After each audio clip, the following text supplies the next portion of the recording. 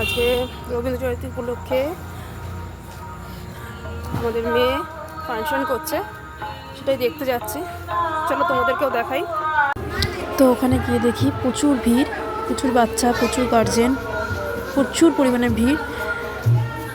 তো দেখলাম গিয়ে যে এত ভিড় যে ছেলে পর্যন্ত অস্থির হয়ে গেছিলো, থাকতে চাইছিল না।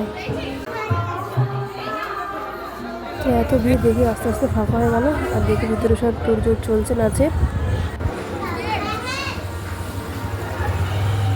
শেষ পর্যন্ত আমরা বাইরে না দাঁড়িয়ে থেকে ভিতরে ঢুকে গেলাম, গিয়ে দেখি প্রচুর মেয়ে, প্রচুর গার্জেন।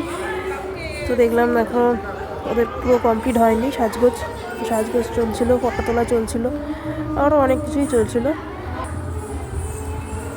ছেলে হাঁপিয়ে গেছে, ওই জন্য প্যাকেটগুলো পাহারা দিচ্ছে বসে বসে।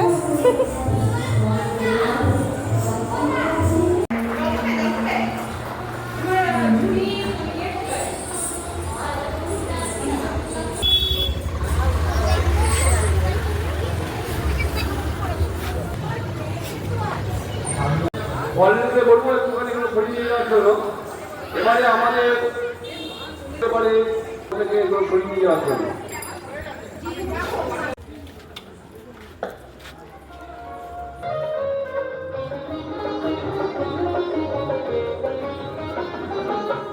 আর এদিকে ফুচকা খেতে খেতে গান শুনছে, আর গান শুনতে শুনতে নাচ করছে। দেখো না, যেখানে পারে সেখানে শুরু হয়ে যায়।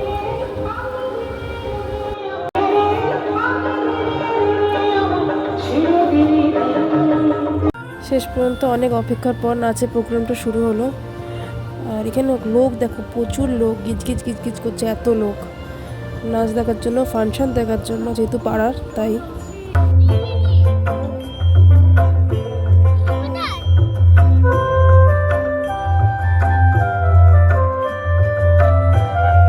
অপেক্ষার অবসান হলো, ফাংশন শেষ হলো, এবার বাড়ির দিকে যাব।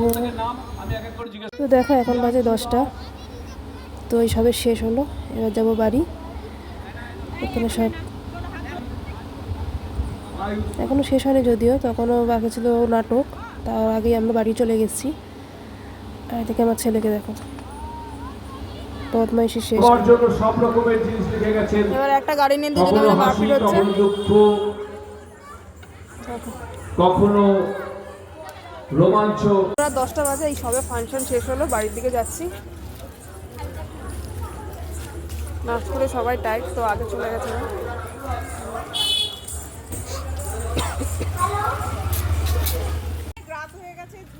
দেখো বন্ধুরা, আমরা বাড়ির দিকে যাচ্ছি, আর এখানে দেখো খাবার চাইতে যেতে যাচ্ছে, কি অবস্থা, ভাবা যায় এরকম অবস্থা।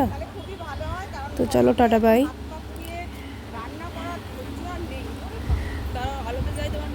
সবাই